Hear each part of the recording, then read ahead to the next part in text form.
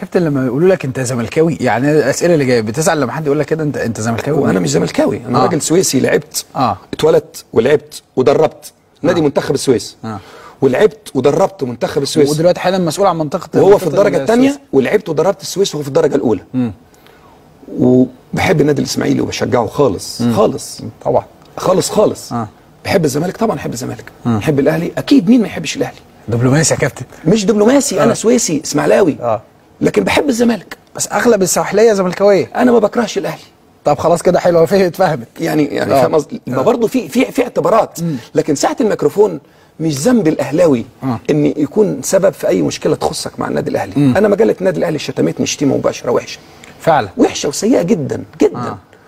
ما ينفعش اداره النادي الاهلي ولا مجلته تطلع منها لفظ لمجرد ان انا قلت لشيكابالا اسمر يا اسمراني مين قساك عليا، اسمر يا اسمراني عملت ليه كده فيا؟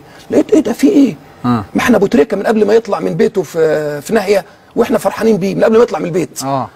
يا شيكابالا لما يعمل واحدتين نزعل منه، ده موضوع قديم. احنا بس موضوع قديم، بس مهم، انا اول مره اسمعه من حضرتك. لا، فمن بعدها وبدا يبقى في مجله الاهلي كتبت كلمتين زعلت منهم قوي، ولكن ساعه ما تمسك المايك مش ذنب جمهور الاهلي اللي فيهم اصدقائي وحبايبي وجيراني، ولو مش اصدقاء ولا حبايبي حقهم يا اخي مهنيا. النادي الاهلي وابو تريكه وبركات القيمه وعماد متعب ياخدوا حقهم، ولازم ياخدوا حقهم. هو ده الفيصل في الموضوع. لكن بحب الزمالك، بحب الزمالك وبستمتع باداء نادي الزمالك حتى لو ما بياخدش بطوله، وده جزء من قيمه نادي الزمالك. الفتره اللي فاتت كان في تراجع، لكن واضح الزمالك ممكن ياخد الدوري الفتره اللي جايه لو الامور مشيت طبيعيه. الدكتور